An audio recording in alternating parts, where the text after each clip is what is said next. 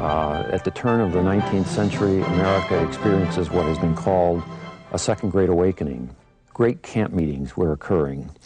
Exciting religious moments where people would gather for periods of several days, leaving their homes if they could, or leaving someone to take care of the farm if necessary, coming and camping at those sites, and then experiencing all kinds of interesting religious developments.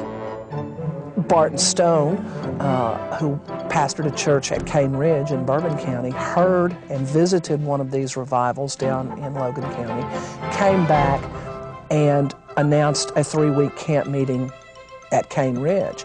And I think the amazing thing about that is the Cane Ridge revivals attracted about 25,000 people to that 3-week camp meeting. And that was at a time when the population of Lexington, Kentucky was only 2,500 people. Sisters, repent your sins. Teams of preachers, sometimes of mixed denominations, would rise on the stands or the preaching platforms as they were called, sometimes preaching simultaneously. Clearly, if that was the case, there would be a kind of cacophony of sound.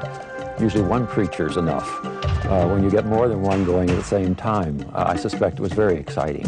And then people experiencing all kinds of ecstatic moments in their lives. Many of these camp meetings had an area in front of the preaching stand which they called the pen.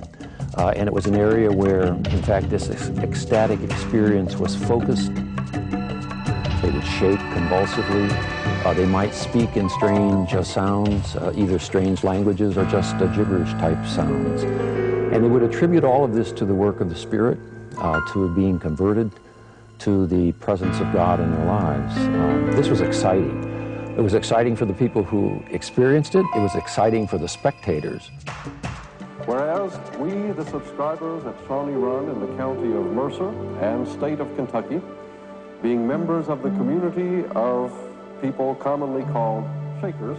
The established order of this ministry include 4 persons, 2 of each sex. We further acknowledge and declare of our own free wills and voluntary choice, covenant and agree to live together. The communal experiment of Shakers at Pleasant Hill, Kentucky began with a promise, a covenant.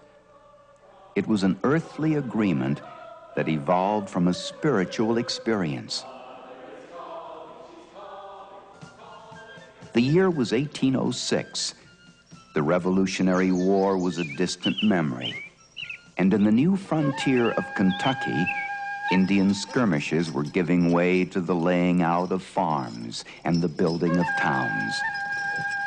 Men, women, and children were beginning to hunger for religion. Stump preachers came by the dozens, espousing the gospel and offering true salvation. Kentucky was in revival.